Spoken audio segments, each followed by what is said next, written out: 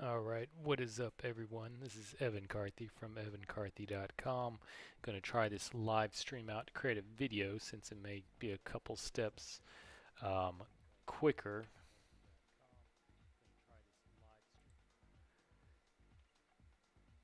to doing it than, sorry, just getting feedback here, uh, than doing it. Let's see if this thing works here. Let's see.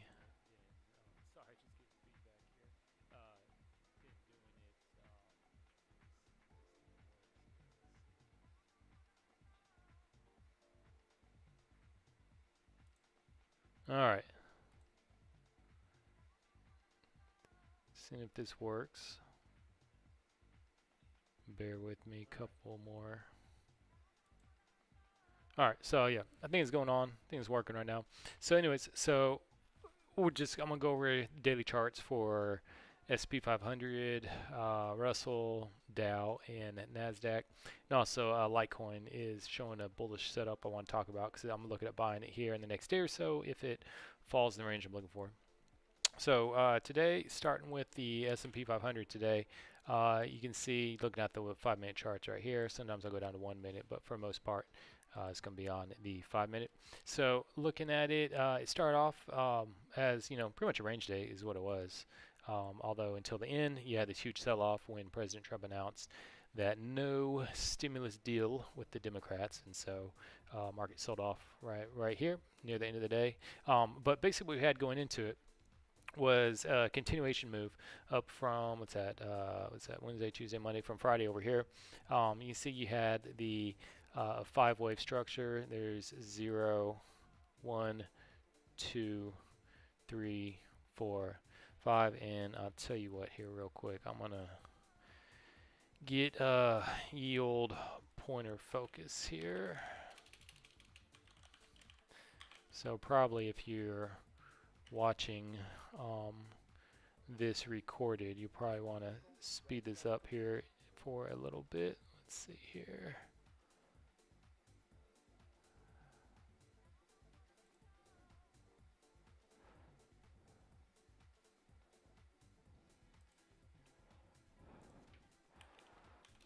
Sorry, trying to get pointer focus.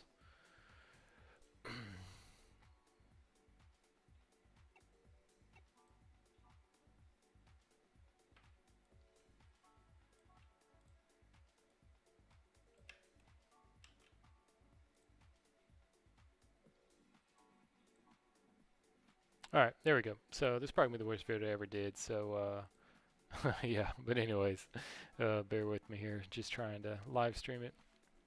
So we had a continuation from last week right here. Here's Friday, starting off, and here all you had was draw this level to recognize this 5 level. So you had the 0, 1, 2, 3, 4, 5. You can see it up here. It hit the from the 0 point to the 3 point. This is the box I look for a potential pivot area to reverse. Of course, it can go higher than it, but this is the area I do look for. In this instance, we did get the reversal out of it right there. And it came down and completed it for what I look for enough for the move. And so all that orange line is, let me draw it from down here up here to the high right there. All that is the line that separates the 23.6 to the 38.2 Fibonacci speed resistance level. If you go to the settings right here, see 23.6, 30.2, 0.5, 10.86. So it separates it. So a trade I look for is after this 5-legged or 5-wave move hits and falls in this box somewhere and reverses out of it, is for when price breaks out of the 23.6 to 38 line, closes below it, and then there's still room to reach down to the 38% box right there. Let me show you how I drew that, how I draw that, and how I trade off of it. I use pivot point 1 of the Elliott weight move up to 0.5. You can see there's the 38% level right down there, 38 to 50% down there. So that's the target I look for that one. And as you can see, price came down and hit it without even breaking it, so there's no trade right there. And then the second trade I look for from it, there's a couple different trade setups I look for. The second one is using 0.0 down here and 0.5. As long as this high holds up here and it doesn't make a new high, we look for it. And so, but what we're looking for is price to break out of the 30% line right there, going from the 38% to the 50% line, which is the blue area right in here. So I didn't see where that green line marked it. That's where it closed below it. So it is a valid trade. So the exit we are looking for, the target is going to be the 38% line, which is this orange line right here, the Fibonacci line, 38%. You see the 0 up to the 5. That's the full Fibonacci retracement move. But occasionally it does not come down there and hit this. So what I have is I consider like a little fail safe. It's been working, so hopefully it doesn't stop working. But so when price didn't come down there and it hit it, what I do is I take that from that pivot point high all the way wherever to the low was. Let's get rid of this real quick. And so what I look for is the target's going to be the 30%. But what I look for is price to come up here and hit the 61.8, the top of this red box up here. So the closest entry I look to get in right there is the 38%, because the reason why is when price comes up here, and if it does hit the 61.8, then all exits go down to the 38% line. And that's where it is. Sometimes you just barely scalp out a little bit of profit. Sometimes you get a little bit more, because I will add on if price continues to move up and hit the 78, sometimes even hit the 0, and even if it keeps going further up the other way, I'll draw the Fibonacci extension levels to the other way. You can see right there that was the resistance area for them.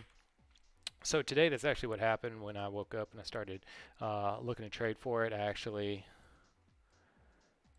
got in, you can see shorted it right here, and then normally I would probably gotten out right there because that would have been a nice profit, but fortunately I had to go somewhere, so I wasn't at my computer, but I was watching this.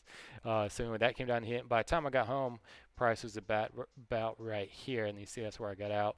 So for a little bit of profit, but obviously I wish I had stayed in, because you see price came down here, there, hit the target level and hit it. But to be honest, it kind of freaked me out. I should trust myself, but I didn't. So it is what it is. Took a little bit of profit, always better than a loss, of course, but definitely didn't maximize for the potential for what it could have been based upon how I trade.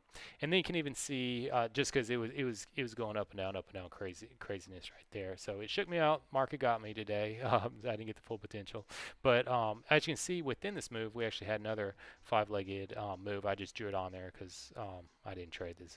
This is before I started trading. But you see 0, 1, 2, 3, 4, 5 right up here, and then price came back down. I didn't even draw the little box on there. Yeah, so it came down there and hit it, finished it out, all that. But and then I switched over to the 1-minute chart a little bit later, just because nothing was showing up on the 5-minute chart, and we had a really small 5-wave Elliott move right here, 0, 1, 2, 3, 4, 5. See price hit the box, came down here at that. So it wasn't a trade in there, but just something I keep track of. And then continuing to use the 1-minute chart right here. I really was looking for to get some short steps in here, because you had a real nice one using this one. There's the 0, 1, 2, 3, 4, 5. So I really was looking forward to it. Then all of a sudden the news came out about the Republicans and Democrats always fighting. So it missed everything. It just came straight down, took everything out. There's no chance of getting into it at all. No big deal. And then it took out the pivot low from the move right there. There's the, or where is it? 0 point somewhere over there. Yeah, 0 points right there. So went down, actually took that out. So there's no going long at all. Reversal trades off of there. And so that's where market ended up the rest of the day. And go back to 5-minute chart right here. So currently there aren't any setups in the S&P 500. Waiting for price to come back up and hit the 38% line to at least start maybe the first leg to a 5-wave Elliott move. But then we also have stuff coming up here the other way. But unfortunately right now there's just let's see, that one came back, broke it out in here, so we'll just go back up. So right now it's just stair stepping higher. That's all it's doing. So won't be any trades I'm gonna hold in the overnight session. Let me show you the Nasdaq here real quick, because there was actually a trade I took last night in the Nasdaq, but as the day went on, I was primarily focused on the S&P 500, Russell, and the Dow. But anyways, we have the 0, 1, 2, 3, 4, 5 up here, 5-wave Elliott move up there. Hold on one second. five wave LA move up here, 0, 1, 2, 3, 4, 5. See price came down, broke it. Not really a trade for that first target, but then for the second target, there definitely was, because you can see there's the blue line right there. There's the high, the 5. So all I was doing, I was waiting for a price to come down and break the blue. And of course it did right around midnight my time, which I should have been in bed right now, but glutton for punishment. So went ahead and took this trade right here. You can see the little red arrow right there. Sell one at 11,444, and the target I had, I wasn't going to have it all the way down here. I had it, see this previous low right here, I had it just above it, because what I was looking for is, obviously I was willing to give up some gains just to be a little bit safer for it right there, because if price was going to not hit this 38% right down here, then what it would do at minimum is it would break this previous low right here and then retrace back up in there. So I just wanted to go ahead and get out right there, and then look to take this reversal trade up here. So as you can see, there's the top, came down, broke that low down there, and that's where I had my exit. So it got me out of there about 3 a.m. or so. Obviously it went up a little bit more, but no big deal. Got out right there, and then came down, made the low, and then it started going up. So this is the reason why I'm talking about.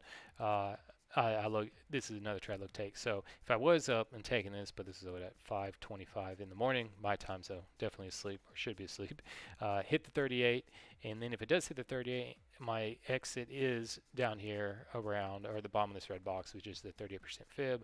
This is the overall fib box. This blue box right here signals a long box. So the exit is the top of it right there. And it didn't obviously come down there and hit it. What I'm looking for, hit the 38, went up there, just ticked off the 61.8, but if I was taking it, that would have been enough to get me in. Then my exit is down here at the 38. So it would have been a good trade, but obviously I was asleep, so I didn't get to take that one. And then for me, that's it. I'm done with this trade right here. But the price, did it come and break the high? Yeah, it did come break that high, but what it did was it created another long setup, because the price actually did come down and hit that 30% box. So then when it does that, one other trade setup that I love taking is using the fib box. So after price completes a 5-wave L8 move, comes down and hits the overall 38% line right there, what I look for is take in whatever the previous high was for it down to this movement down here. Let me just show you what it looks like. So there's the overall 0, 1, 2, 3, 0, 1, 2, 3, 4, 5. See, price came back down. Eventually hit that 38%. That's the 38 to 50%. Hit that. So I take the swing high from that down to the swing low, wherever that ends up. And then when price breaks into the purple box right here, which is the 78.6 area begin line, that's 78.6. Blue box is 50%. Break closes into that. That's when a signal to go long. Typically, I do not take the breakout. What I do look for is a retracement trade to it. Just get a little bit safer. It just maximizes your profits a little bit more, because this can go against you some before it does eventually reverse up, which is why I typically wait for a retracement from this. So, but in this instance, price closed it, went up there, hit it, no big deal, and that one is done. And then there wasn't really anything else here for the Nasdaq, I believe. Yeah, price just kept going up without ever retracing back to 30%, which starts the could be the first wave in an L8 wave move. But what we do have here is there's it came back and hit the 30% line right here, and it started going back down, but now it's starting to reverse back the other way. So based upon that, the SP 500 and the Nasdaq, what I was looking for going into this week was a couple of long setups to come up and get filled. And looking at the SP 500 futures right here, here is the hourly chart. We'll go to the daily here real quick, because what we had was, where is it? Yeah, here we go. So we had a 5-wave move. There's 0, 1, 2, 3, 4, 5 right up here. Price came back down, hit the overall 30% trade right there. Let me get rid of that. Hit the 38% trade right there. So that signifies this long setup using the 5th speed resistance fan. And you can see price came up, broke that purple line right there. I'll go in the hourly chart, see a little bit better. Closed it about right there, which I'd be looking for. Or wait, where was it? Hold on, I gotta get this thing correct. Yeah, because it's going from the hourly to the daily. There it is. All right, so there it closed it right there. So that would have been the entry right there to it, and you can see prices kind of waffled around into it. But also what we had in the side of that in the hourly chart is we had a five-legged move with 0, 1, 2, 3, 4, 5. That completed. It also completed a long setup hitting the top of that purple line, but it's also in another long setup where the exits we're looking for is somewhere along this purple line, just depending on how much of the horizontal price axis price keeps going over before it hits it. That's going to be, it's going to be somewhere up along this. So anywhere from about 34.60 to, I don't know, 34.30ish, something like that. I would look for it to get hit. So right now is 33.53. I think tomorrow we're going to see a bullish day in the stock market tomorrow. If not tomorrow, then on, what's tomorrow, Wednesday? Then Thursday. And so Thursday at the latest, I expect it's going to get hit. But to be honest, I think we have a good chance tomorrow for this coming up and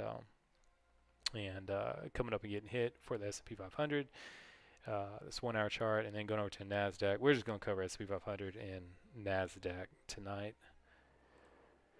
The Nasdaq, it's holding on to it's not on life support yet for staying long, but if the price right here, if it breaks this green area going into the blue, that would create another short setup right here, and the target we'd look for would be the top of this blue box down here. 10,216.25 is what we're looking for. But as you can see, price did come close to that, but found a lot of support and has been trending up ever since. It did just complete a 5-wave L8 move up here on the hourly chart. Let me show that here real quick. So there you go, 0, 1, 2, 3, 4, 5. Came back down. Here you go, finished 38. So that creates the fib speed long right there. There you go. Broke into it, finished it up. Create that right there. So now we're just looking for in the hourly chart another 5-wave move. But as long as the price doesn't break into that blue right there, where still bullish. So it has shown some support. I'll tell you what, we'll look at the Dow here real quick as well. Dow is looking along the same thing. Here you had 0, 1, 2, 3, 4, 5. Now it just hit the first target, which is using from the first wave up to the fifth. You can see that's the box, hit that right there. Has not hit overall 30% from that move right there. So until it does that, we won't take that trade. But if price comes up and breaks this pivot high right here, then there's definitely no more short trades to worry about for it. But if it breaks down here into the blue area before breaking this pivot high, then the target is going to be this box right here, 24,972. So that's what it's fighting against right now. Really the only one that's looking bullish right now is S&P 500, but I do think it will lead the other two markets higher, both the Nasdaq and the Dow, just because it has a little bit more of a long-term long setup in it that has yet to be completed. So if it does that, then the Dow and the Nasdaq would have a little bit better shot of breaking this previous high right up here. Let me draw this black line right there. That's the high you want it to break before break into this blue area right there, because if it breaks over there on that high, the short's invalid. But if it doesn't do that and breaks into the blue, then the short's valid, and the target is all the way down here at 24,952. And lastly, sorry, I want to talk about Litecoin here real quick, because today actually I was looking at getting long into right there, because you can see that big wick right there. The price, let me get rid of this Fibonacci. You see there's a 38 box. I can get rid of that too. Don't need that on there. So price had already hit that first 38% box right there. Broke out the orange. That wasn't a trade right there. No big deal. So the one I was looking at was this one, because this candle earlier today was looking pretty bullish up there. But fortunately I held off. I did not take it because I've seen it do this plenty of times. You have to wait, or I have to wait. Talk to myself here. I have to wait for it to close above it, then I can go long for it right there. But as you see, it didn't, and now we're just still waiting for it to go long. So if price does break this blue line, closes above it, say anywhere 46.75, all the way down to 44.18, and depending on which day it does, then the target we're looking for is going to be about 52.25. So that's Litecoin. I don't think there's anything on Bitcoin going on right now. Yeah, actually, you know what? Bitcoin is in a short setup. You can see what is going on with this stuff. Goodness gracious, these lines are all over the place. Okay, well, me fix these lines here real quick. There you go. There you go. So I'll get rid of that. So price came, broke below into that blue area from the greens. That signals the short. Here is the area we're looking for, the target, about 94.25 for it right there. But if the price continues to move up, hits this 61.8 line right here at about 11,560, I'd move the exit to about 10,910. But currently, the short target we're looking for is about 94.30 for Bitcoin. So anyways, that's it for tonight. This is probably a terrible stream, but it is what it is. All right, have a good one. Bye.